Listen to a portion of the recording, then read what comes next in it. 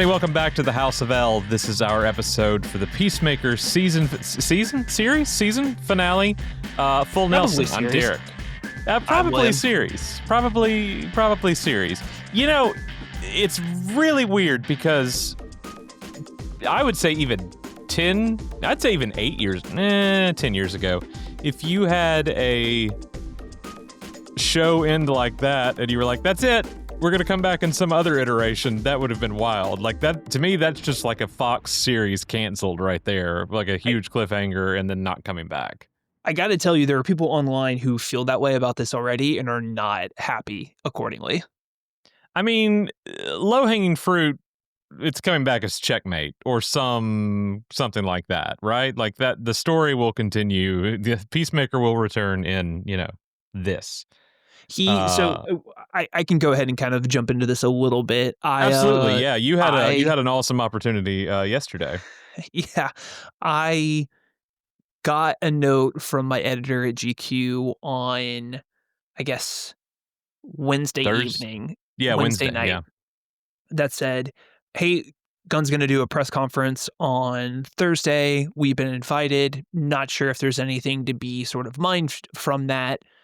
Do you want to attend? Like, totally optional. And I said, sure.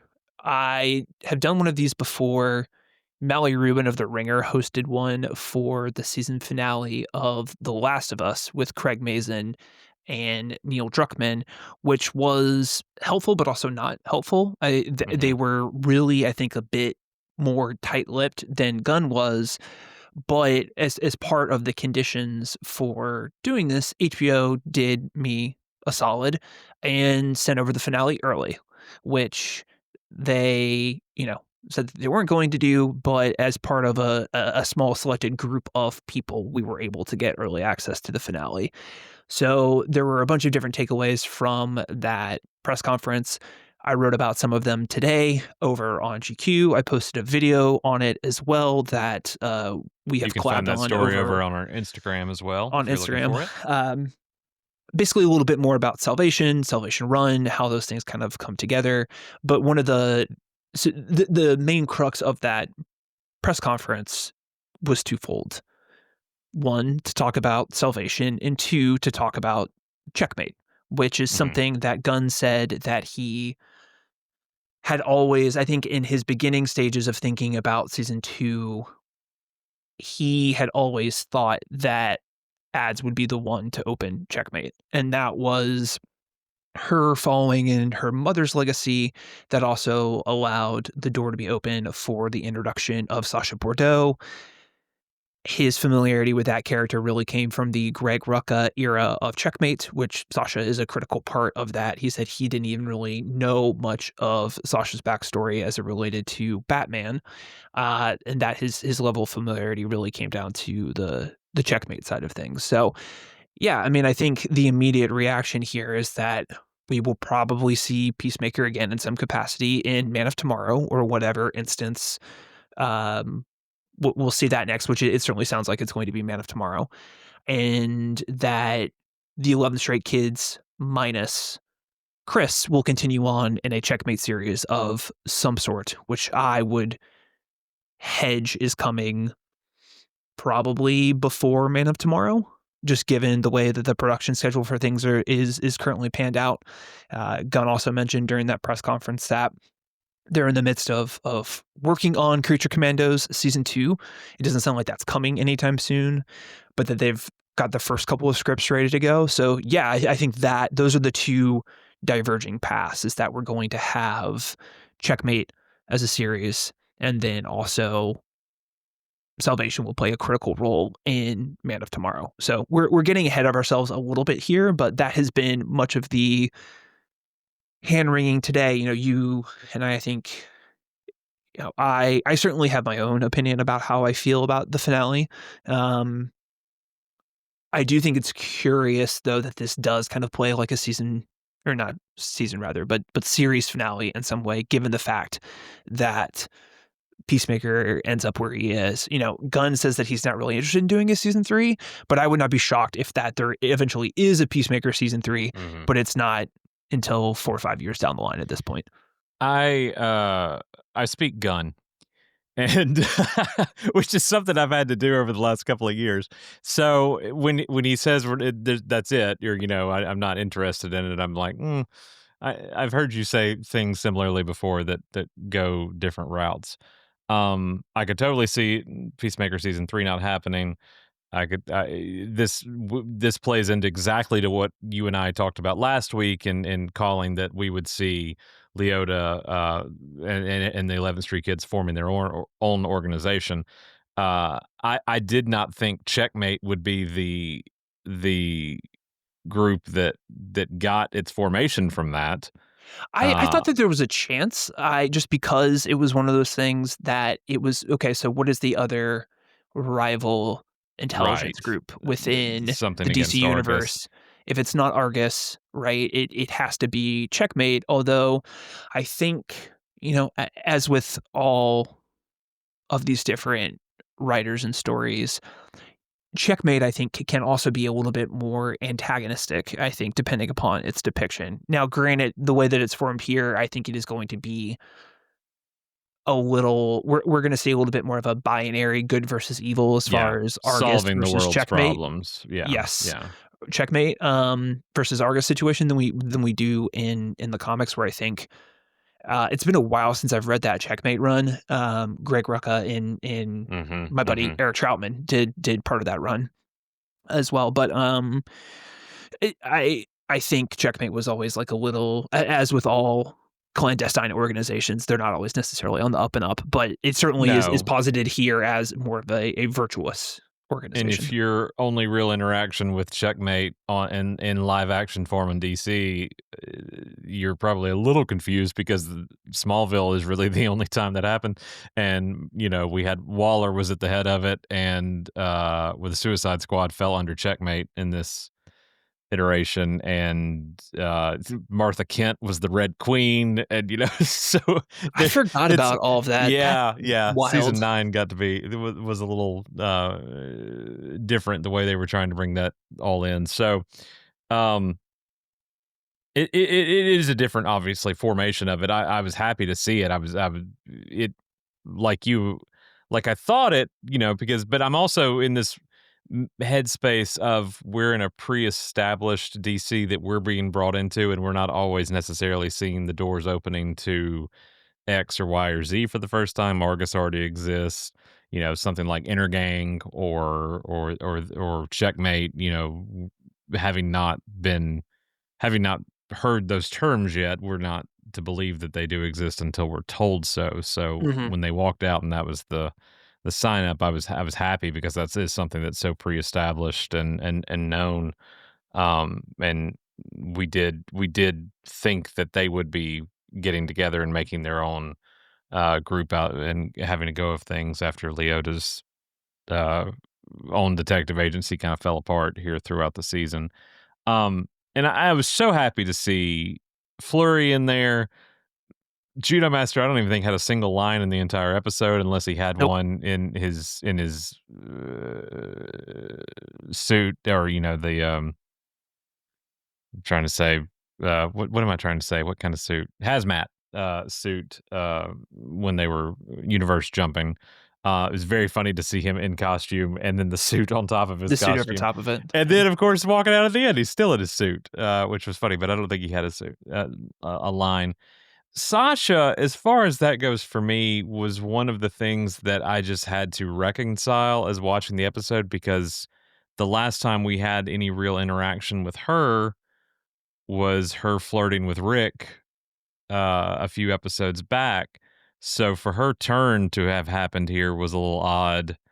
I mean, I guess it's good, obviously, that seeing the death of Argus agents and the partying of Luther's henchmen and Rick and other Argus agents was kind of what turned her on everything. But I did feel like she was a little undercooked before all was said and done, to have just jumped ship and gone blindly with Amelia and Leota. But I was happy for that, and very happy for Flurry. They're two characters I want to see again coming down the lines, and obviously based on what you heard from the mouth of Gunn yesterday, we should see them again.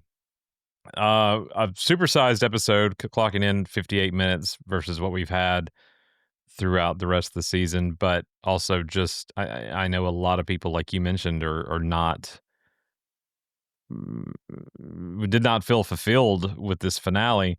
I got pretty much what I expected to get out of it. I wasn't expecting a whole lot of cameos. I know we've kind of said it would be cool if, this happened or this happened, especially given the Superman of it filming simultaneously there in Atlanta, basically next door, and getting to carry over these people. We got to see more Luthor people than I thought we were going to get.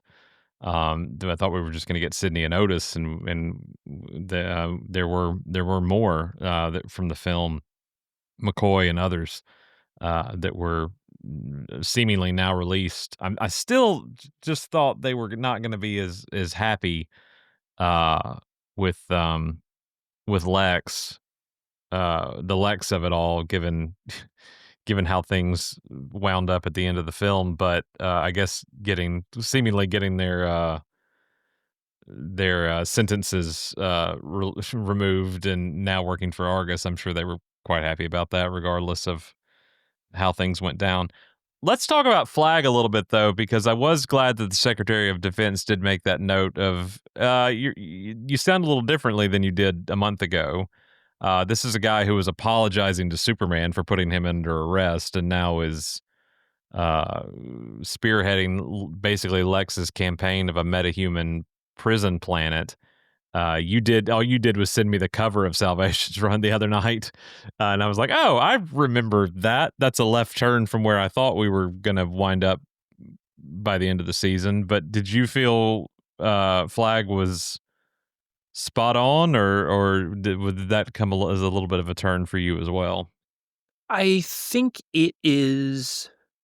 I've definitely seen some notes from people that the Rick of Creature Commandos and the Rick of Peacemaker feel like two wholly different characters. I don't I think that's by design. I would say that I think some of Rick's arc felt a little rushed, maybe in the same way that Sasha Hmm. does. I don't know if there is, outside of Rick's just general frustration that is expressed at the beginning of the season and throughout the season, that metahumans appear to be breaking out of prison every other day, it sounds Hmm. like, that something needed to be done.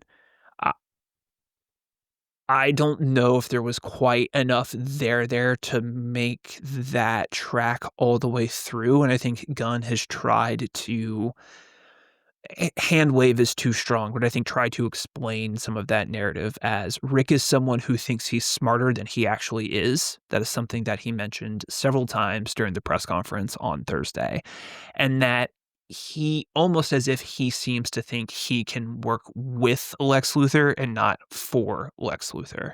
And I Yeah. think that is going to be something to the characters that Gunn mentioned specifically that he's really focused on continuing from this point forward are, outside of Lex and Superman, are Peacemaker and Rick Flag. I think one of the ones that he specifically mentioned wanting to take characters, not only like Batman, Superman, Wonder Woman, and elevate and tell great stories with them, but take other properties and turn them into diamond franchises. Diamond specifically was the phrase that he used and mentioned Peacemaker as one of them. So there's certainly a vendetta that Rick has against Chris. That's completely understandable. Chris is Sure. also not a metahuman, right? So I think some of that necessarily it doesn't quite square. But I can see a reality in which Rick has kind of gotten to a point where he's power hungry and he's had enough. And that causes this overreaction and pushes us to where we are now. I think we'll hopefully get a little bit more of an exploration of Rick's mindset in Creature Commandos because he is ostensibly one of the leads of that show. But even Hmm. in that, Gunn mentioned that there are plenty of moments in Creature Commandos where Rick messes up. I mean, he ends up sleeping with the princess in the first or second episode, right? And that Hmm. kind of kicks off a bunch of poor decision making there, where the commandos themselves have to be the ones to come in and save the day. He and Frankenstein teaming up is a great source of comedy, but that was also in some regards a ill-fated choice, right? So, I think there is plenty of evidence to show that Rick is not the brightest crayon on the box. It's just, and the creature commandos of it all. I mean, he's literally working alongside metahumans. He's sleeping with one in this series. So just the turn face, and he was very, I'm not going to say anti-Lex, but apathetic toward Lex in the Superman film. So I do think you're right on the power hungry front of how it got away from him a little bit here, and that drive toward getting Chris is really what opened the door, no pun intended, for all this other stuff. I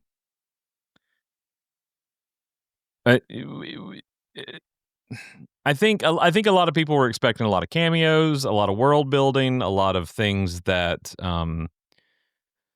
that were gonna, shock and awe and all that kind of stuff. And I didn't really think. I thought maybe we'd get one more. I thought maybe it would be like a Maxwell Lord or a Waller. Before all was said and done, I'm not surprised that we didn't get any. But I think a lot of people are like, "Oh, he overhyped it," and I'm like, did he though? I mean, he said it was one of his favorite things he had ever done, and then crazy things happened, and they did. But I don't know that he really overhyped it in any stretch of the imagination. I think he continued to go back to the well of how personal it was for him and how much he enjoyed it. It was one of his favorite things he'd ever done, and not so much the, oh, you're not going to believe this and all that. And I think some people need to speak gun a little bit better in the future, or learn how to decipher his meaning. Yeah, he did say something about cameos, though, right? Like, I think I do remember that correctly. Like, there was some conversation around that. About 6 and 8. Yeah. Cameos could also mean Nelson and Foxy Shazam, right? Absolutely. So it's like, I think at the end of the day, the other thing too is that Gunn is responsible for selling this product, right? Yeah. And it is in his best interest, I think, to perhaps overpromise and not necessarily underdeliver, but he needs to be a good spokesperson for this brand. Mhm. So of course he wants to sell it to the best of his ability. It would have been cool, I think. One of the biggest things that I think I've wanted some clarity on is kind of just, again, what is or isn't canon, and his involvement with the Suicide Squad, trying to maybe make some of those a little bit more clear.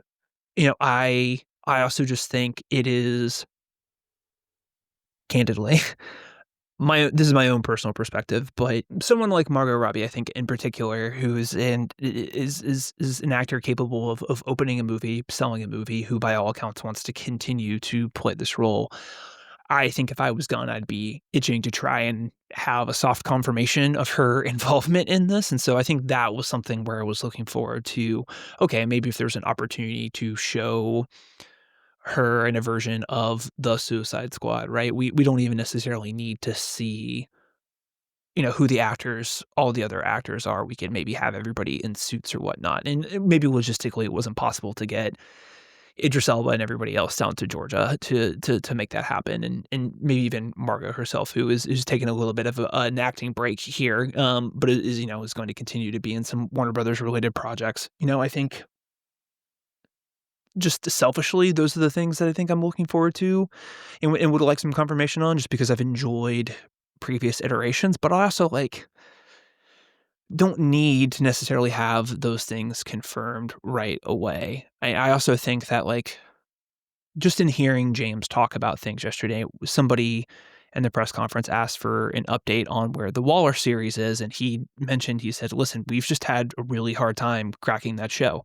He said the scripts aren't where they need to be. It's been way more difficult than we thought originally, but by all accounts, Viola Davis is one of my favorite actors I've ever worked with. I think she's phenomenal, and hopefully we'll continue to have a place for her. She did VO work in Creature Commandos, so it's clear that they're planning on using Viola's, Sure. likeness in the DCU moving forward, but like whether or not they can find something that's a right fit for her. So like to me, by all accounts, that's enough of a soft approval that it's like, okay, if he can get Margot Robbie or Idris Elba back for something else that makes sense that works with everybody's schedule, then he certainly will. I think, the big three obviously are going to be different from how we saw things in Sure. the last time around, but so I don't know if I necessarily needed to have that. It would have been cool and it would have been nice, but I think at the end of the day, what's important to remember, and this is something that Gunn stressed in the presser as well, is that this wasn't even necessarily Peacemaker's story. He phrased this Mhm. as this was Chris's story this Mhm. season, I and mean, he this doesn't even wear the suit in the finale. no, this was something that he really wanted to focus on was Chris's journey and Harcourt's journey to a certain extent as well, and really have them be the central focus of the season in so many ways. So, I think at a certain point, throwing too much in, that's where we get into the Marvel problem a little bit. And I think what has diluted those brands a little, or those properties in recent years is the focus on fan service over narrative first. And I think there's some times where you get a perfect intersection of that. I think No Way Home was a really good example of folding in, Toby and Andrew in a way that made narrative sense while also still kind of rewarding that fan component.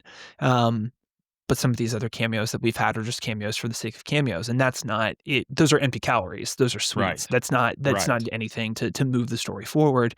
And so I'd much rather have something like the Imp universe, where that is a reference to something we've explicitly seen in the course of this season Yeah. and makes narrative sense and also gives the episode a little bit more weight by having a death come as a result of that. Then it would be to have the Suicide Squad show up for some random reason, or have Deadpool show up, which is something that Gunn spoke about potentially wanting to do, but logistically was probably never going to happen. Um, And then those are regretted saying it because it was gonna populate all the headlines, which I believe it has. Everything I've yeah, seen I mean, from that the was one of the major takeaways, I think, discussing film. That was like the first thing that they posted out of that yesterday. So, and even so, this was something else I asked him about whether or not it was ever something that he considered about having Rick Flag Sr. meet Rick Flag Jr. And he said that he wanted to. I can't remember the exact answer, but basically the specificity having Junior show up was more there to be an impact for Chris than it was for it to be for right. Senior, and the And I emotional get that. impact for what it would mean for Chris to see this person again, and what that means for his relationship with Harcourt and vice versa. So, I think even something that could have been, that was something that was like a low-hanging fruit thing that he could have done and decided not to do because he wanted to do something in service of Chris's arc instead. And so I think that is the guiding light to focus on here, is that this is really all about Chris's story and what that means. And I'm sure folks have seen it and by this point, or if they haven't, they will shortly. But Gunn got really emotional talking about the scene between Adebayo and Chris in the hotel room, and that Best scene in the episode. he views Chris very similar to the way that he views his father, and that basically his father was maybe not the sharpest person in the entire world, but he loved hard, and that was something that he always respected and admired about his own father. And so having a true self-insert moment in that moment, I think, or in that scene, it's really lovely, touching thing to have. And I think that is those kinds of emotional moments are the things in which I think Gunn is shown that he is clear about wanting the show to orbit around, are those kinds of deeply personal, character-driven moments. And so I think that is, just to your point about speaking Gunn, that's the thing I think to keep in perspective for a lot of these things moving forward, Mhm. is that it's going to be character first before plot. That being said, I still think there's plenty of plot things to dig into. I mean, the introduction of Salvation is like a pretty bold direction to go. I mean, that is not something that I was reading. I still read comics, but I was reading DC Comics. I started with the Sinestro Corps War in 2005, Mhm. 2006, and Salvation. Salvation Run was coming out during that time. I remember it as one of the many titles leading into Final Crisis, and was vaguely aware of that premise. I don't think I actually read the miniseries when it came out, but certainly knew it was one of the many crossover titles headed into Final Crisis. And so to have that be the direction they're going, and have that be, this kind of Thanos level threat for this first part of Gods and Monsters is really interesting. Now I think we can have a conversation about whether or not that means Darkseid or Brainiac, and that's certainly something I spent some time discussing about in my GQ article. But the as Gunn said, an interdimensional prison planet or prison reality is something that I can wrap my head around and understand and interest me. And so I think that's the thing to keep in mind as far as some of these larger things, is that it's what are the things that Gunn is interested in, and what are the things that make sense from a narrative character perspective. What I want to make sure of, though, that we can't make sure of, but it's just the idea of, again, goes back to the Gods and Monsters thing, whether or not we're actually utilizing this anymore, even though it was in the opening quote unquote crawl of Superman, is the moving target of what the plan is versus things that may or may not be falling to the wayside, like a Waller or like the Authority or things like that. So if the goalpost keeps moving, so to speak, and I don't mean that in a negative connotation, just in the sense of, okay, we're going to do the same thing, but we're pivoting to that story now to happen via Checkmate or via Man of Tomorrow or something where it was going to happen else. I just want it to serve the purpose of, again, these characters and this overarching storyline that is going to benefit these characters. Um, you can explain away Chris being locked on this planet with a few lines of dialogue in Man of Tomorrow, and I guess that's what they're going to have to do, because I know I saw one thing that came out of the junket where James said, I don't expect somebody to have watched Peacemaker season 2 going into this, and kind of the fine line you have to walk, and that's something you and I have discussed with the Marvel of it all, in these cinematic universes, that having to do that homework whether or not it behooves you to follow through with every single live action or animated or whatever the storytelling device may be, every second of that frame of that, to be able to get to the next story and understand fully what's going on. At some point they're going to have to say in Man of Tomorrow, ever since we locked Chris Smith away on, Salvation, uh, is something that's going to have to be done for a general audience that didn't sit through Peacemaker season 2. I think it was a mistake if they didn't sit through Peacemaker season 2, because I do think it was a fine season of television. I loved it even more than I did the first season. I can understand why this finale didn't work for some people. It did work for me. I really enjoyed that, because at its core, my favorite aspect of the show is not the DC of it all, because I think, especially in season 1, another thing we've discussed is how the DC was kind of a joke, a grab bag of references and things that we could pull from for season 1, more than just this is a story that takes place within the pages of DC Comics. When we throw out references like Batmite, and I think of one of my favorite scenes in the entire season is from the first season, is when Chris is at the elementary school and they're asking him about, do you know Flash, Wonder Woman, and all that kind of stuff. And that's still the hardest I laughed at the entirety of that season, is when the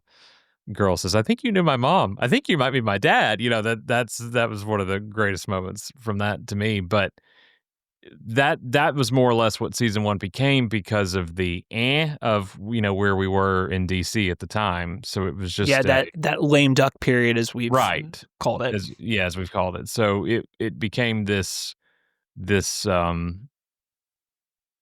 variety of what we can reference and what we can do, and now it's very much in this sticking point for the DCU with season 2. So to get to the end of this and show him stranded and then not have a Peacemaker will return or anything like that. Just that to be it. And then it kind of be like, there may not be a season 3. I can understand why people are confused or maybe even let down.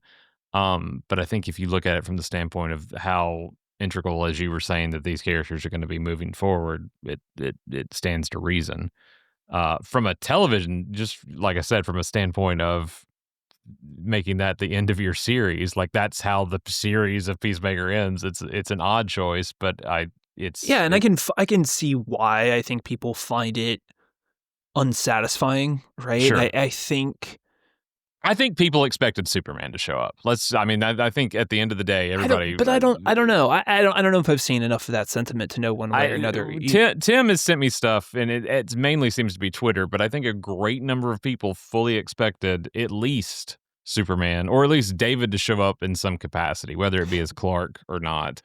But how much of that was just because of that set photo of the two of them together? Absolutely, right? Or the fact that Holt was there as Lex, which Nicholas Holt on an HBO Max streaming show in and of itself was a huge thing. So, I arguably larger than David, I would say, candidly. I would just say so too, and especially because, and after watching this,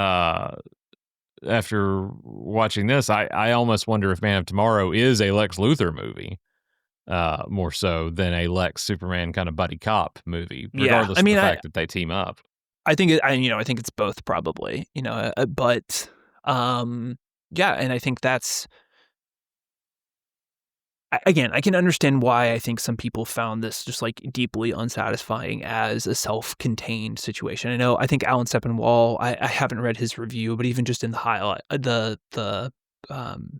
just the quick snippet that he sent out in his newsletter that I was able to see as a non-paid subscriber, I think that was part of it. I'm a little.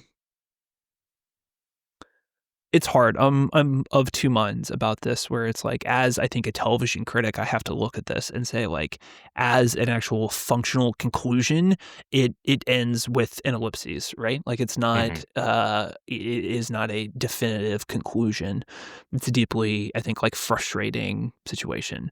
Would it have been better if the actual like end of the episode ended with the checkmate reveal, and then what happens to Chris in going to Salvation is a post-credits thing? I don't know. I think one of the other things that I saw was some frustration around Keith not returning. Well, I think the thing about that is you have to realize that, like, one, we're not always going to get everything totally resolved, but I think something like that combined then with this very huge abrupt cliffhanger ending, however you want to describe it, I think just adds a little bit of insult to injury for people who found this slightly underwhelming or frustrating, or whatever the case may be. I've also gotten to the point where it's like I don't necessarily need closure on every single little detail. I watched Lost and was perfectly fine with the conclusion to that series not providing every single answer. I think it's important sometimes to let the mystery be. But I'm also someone that likes the Sopranos ending, right? So, take that as you will. So I kind of thought I had that Sopranos moment ending in mind with this, because it does cut to black with, Chris and Amelia at the Foxy Shazam concert, and I was like, "Oh, that's nice." And then bag over the head, it came back. It cut to black, and then it came back with something else that added on there at the end. So, I'm of two minds of it. I realize that this is all part of a larger bit of storytelling, and yes, you get into the homework element of it all, but you're never going to be able to please everybody when it comes to these things. And to me, I like this idea that, like, for as much of a hero as we think Chris is, in a lot of people's eyes, he is not, and that there has to be some sort of punishment for that. There's something, poetic is the wrong word, but it's in line with the character in a lot of ways, in the sense that, again, we view him as a hero. His friends view him as a hero, but again, I don't care how many men, women, and children I have to kill to get peace. And he's certainly come a long way from that. but that is also the MO of this person. Right. And so I think being damned to hell essentially is not that far afield as far as fates go. So I don't know. I'm mixed on it, but I would say mixed positive as far as the actual conclusion itself goes. Absolutely. And it'll be interesting to see what version of Chris we get that has been stranded after the fact, because that can change a person. I don't feel underwhelmed. I do feel a little cheated because we finally got them all together. We finally got Amelia admitting her feelings. We almost get that happy ending, then the rug gets pulled out from us under us just a little bit there. But I do know we're not going to have to wait too long, I feel like, to see what transpires here. I only wrote down 2 notes while watching this. I do want to say Tim texted me while watching it. He said maybe the real cameo was the Foxy Shazam we made along the way. I do appreciate the fact that, be it Foxy Shazam or Eric Nally or Mighty Crabjoys, that there's been some pullover from each through between Creature Commandos, Superman, and now Peacemaker. So and I love that song. I've loved that opening sequence. It has far overtaken the season 1 opening for me. I did notice, I don't know why, but this is the first time I watched the episode on my laptop. When we had the screeners, I put the app on my Apple TV, so I've been watching them. Mm-hmm. So maybe this was the closest I had been to the screen while watching, but in watching the opening sequence, which is always just a little different. There's something. All 8 episodes are just a little bit different in the opening number than from the rest. But I did notice in this one that David totally blocked on David Keith's actor's last name. Oh yeah, Denman.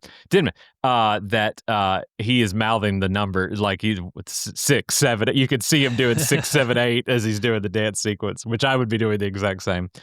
I wrote down Danielle Brooks MVP and circled it. Yeah. Holy hell, that scene was phenomenal.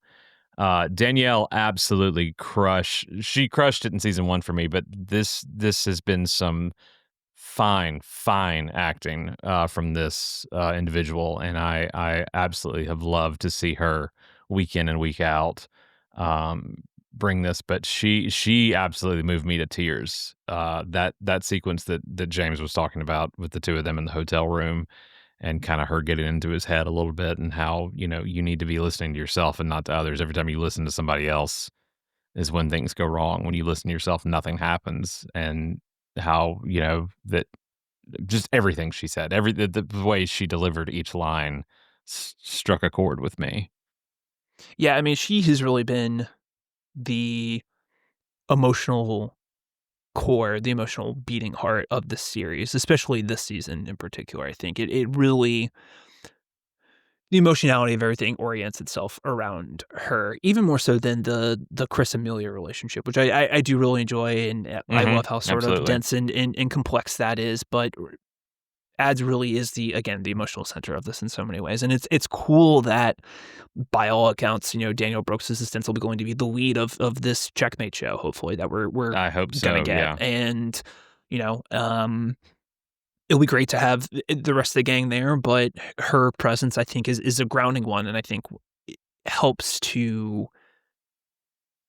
keep things even keeled when you have characters, I think, is crazy as, like, crazy in quotes, as Vigilante or Economos, or even Judo Master, right? Or Flurry, really. So I think it's a grounding presence that I think will be extremely helpful as we head into whatever comes next with Checkmate. So I think, for as much as we loved seeing his performance in the previous episode, she is doing something just as incredible as what Cena did, and the 2 of them together, I mean, it's a really special moment. And it's a great character moment too. I think that's the other thing is I think we can criticize the narrative of this episode, and I think we have, but character-wise, everything completely tracks and is highly, highly emotionally effective. And I think that has been, regardless of how you feel about the season, I think the thing that has been not there hasn't been a false note from a character perspective throughout this entire sophomore season. Even the fake eagle hiding in the corner made me sad. Like that, I wasn't prepared for sad eagle. That wrecked me a little bit. No, you're absolutely right though. I think character driven is the way to go, especially in an ensemble with this, and it does make me wonder how we're gonna see this come together in future iterations. But I didn't even think of like Flurry and Adrian, how well they would play off each other. That was we kind of got a coda just in the middle of the ending sequence there with the two of them, which was a nice little breakup, and then still got two more at the end. I fully was like, I feel like they ad-libbed almost every beat of this. Maybe they did, maybe they didn't. I don't know, but for him to have stuck that kind of smack dab in the middle of the montage there was funny, and then we got another one, after that one. So but it just, I mean, Steve Agee, everybody that was just really absolutely crushed these final few hours, this whole season, but really just seeing how the emotional weight of what this entailed. And like you, I know a lot of people I've absolutely loved to see what, our actors on Earth X, seeing, that Keith was left alive and those closing moments. And I think a lot of people expected him to show back up in this. I would not have been surprised if he did. That kind of leaves the door open there for his return, possibly at some point. So we'll see. I don't know. Can I put my nerd hat on here for a second? You know how I love to connect timelines and things like anytime. that. Let's do it.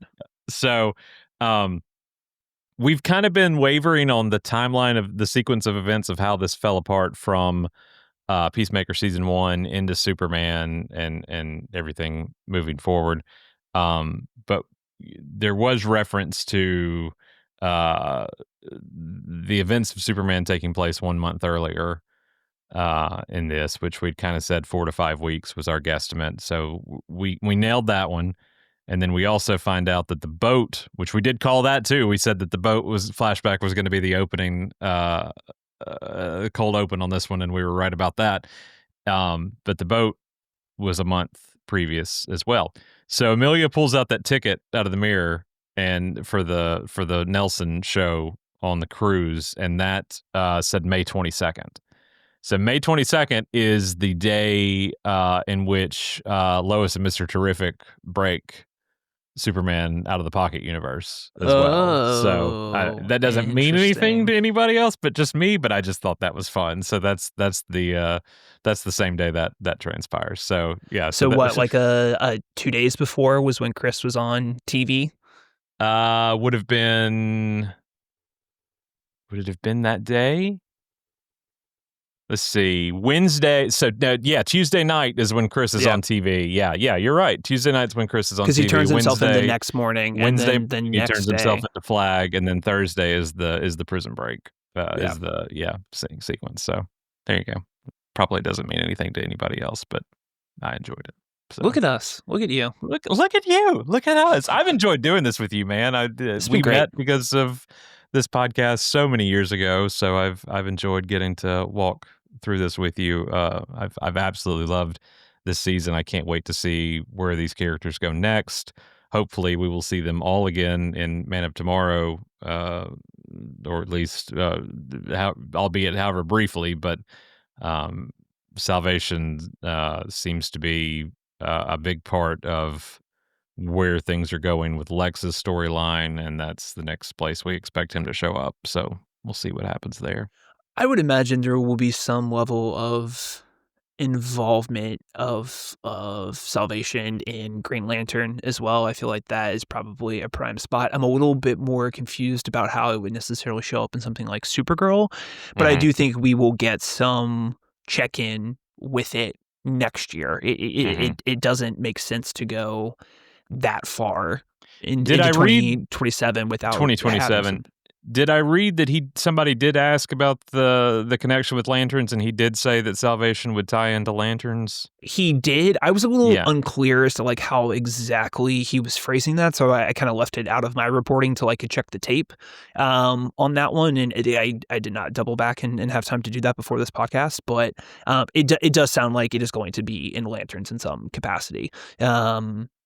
So, I also know that he was trying to hedge his bets a little bit. Adam Very, who was the moderator for the discussion from Variety, at one point somebody asked a question, and Gunn was like, should I just go through and walk through the entire plot of Man of Tomorrow at this point? So I think he was trying to do his best to kind of, I think, give as much as he could without totally ruining everything. And even at a certain point, I felt like he was tipping his hand a little bit too much. I mean, to say, he definitively stated that Salvation was basically going to be the overarching narrative for at least the rest of kind of the immediate next phase of the DCU, right? Like that felt like pretty big news unto itself, and that he is already kind of working on a handful of projects that are all going to involve, again, Rick Flag, Salvation, Peacemaker, Superman, Lex Luthor. Like, it sounds like he has several movies worth of story that he is planning on spearheading and directing and related to all of these things. So how that all wraps up, how long it goes for is all TBD. He's only got so much time on his hands to do all of these things. And he said, the only thing that might change is he might just get to a point where he's too tired to do all of these things, but he definitely has a clear and concrete plan for this. And I would imagine we will be finding out more about it sooner rather than later. Well, I can't see Clayface having anything to do with anything. And unless Clayface is shows up and is like captured at the very end and dropped into Salvation. And dropped in it. And Supergirl is very standalone because obviously it's very much off-world. So going into our next thing is Lanterns, because isn't it early 2026? Yep, I think before the summer. Before Probably summer, May. so then Supergirl. So we've got Lanterns and Man of Tomorrow as far as those two things go. So, and the other thing, now that the show is done, or the season, however you want to look at it, is done, I believe he'll be a lot more talkative about things that are transpiring and how these journeys are going to cross over when it comes to Man of Tomorrow. So we'll see. Yeah. To your point, I do quickly. The last thing I'll say is it does feel like the initial scope of this phase one and everything that he had announced, whether it was Waller or the Authority or whatever, that has, and he's said as much, right? But that has shifted significantly. I would like a check-in at some point about kind of where we are in this new, like, what is or isn't coming, and what's, to your point, I think now that we have clarity on that, maybe we'll have some of those announcements before the end of the year or early next year. But a reassessment of the roadmap, so to speak. This sounds like a software as a service situation, but having a little bit of a state of the union about where all we're headed, I think, in the wake of these shifts would be helpful. And I don't think that's a bad idea, because the last time he did that was a long time ago, and things have changed greatly. It'll be 3 years, I think, in January. Yeah, I think 2023 was when it was initially announced, or 2024. It's been crazy. A minute, for sure. Yeah, we were still calling it Superman Legacy at this point. We were talking about Swamp Thing. We were talking about a Themyscira series. It sounds like Wonder Woman has been fast-tracked. I'm not necessarily sure if Themyscira is going to be a part of that. James Mangold just signed an overall deal at Paramount, so I don't know what that means for his Swamp Thing movie, and also the Star Wars movie he's supposed to do. Things have definitely changed, and getting an update of what is or isn't coming. Again, Authority doesn't sound like it's going anywhere. Waller doesn't sound like it's going anywhere. So what is the plan would be helpful, I think. Yeah, because we don't know what feature film is next after Man of Tomorrow at all. No, but I mean, I did not expect to get an update on a Superman sequel quite that quickly, to be honest with you. But I ain't mad about it. I'm not either, but I would not be surprised if after Supergirl we get another update on kind of what theatrical release is next. Yeah. I mean, Clayface, right? I guess that's kind of we have those, but it's in between, right? Though Supergirl, Clayface, and then Man of Tomorrow. Yeah. I think Clayface is supposed to be next Christmas or something like that. Something along those lines. But I've what's going on with Batman? That's kind of also an ever-evolving, perpetual question. Yeah. So who knows? But an update again. I would like it. I would like to see it, especially because there's nothing filming past. I mean, Man of Tomorrow hadn't started yet. Clayface is filming. Supergirl has wrapped. Lanterns has wrapped. So that's it right now. We don't even know what series is coming next after Lanterns, really. So I would imagine Checkmate is probably the next one. I mean, especially. I would not be shocked if we get news within the next couple of weeks, not dissimilar to Man of Tomorrow, where Gunn basically tweets out a script that says Checkmate coming, I've already written every episode. Yeah, I mean, would not shock me. So. Wouldn't me a bit either. In the meantime, we're gonna close out. I've enjoyed doing this with you. As I said, this show has meant a lot to me, and I'm excited to see where we go from here. You can find all our episodes covering season 2 of Peacemaker by subscribing to the House of L wherever you get your podcasts. We're also online, superhouseofl.com. And if you follow us on social media, everywhere you do that, we are at superhouseofl, and you can email us, mail@superhouseofl.com. Be sure to check out Williams. I call you Goodman. Williams' GQ article today over at GQ.com. And again, you can find it by going over to our Instagram. And you haven't seen the last of Derek and William either. I was about to say quickly before we kind of close here. I just want to say thank you for letting me do this. It has been a long time since I have been on the show, and to get to do this anytime is a gift, let alone for 8 consecutive weeks. So thanks to everybody for listening to me ramble ad nauseum, and thanks for letting me jump in, bud. Anytime. We'll come back again. We'll talk some Lanterns, you, me, and Graham. Sounds great. I'm there. All right. We'll see you next time, everybody.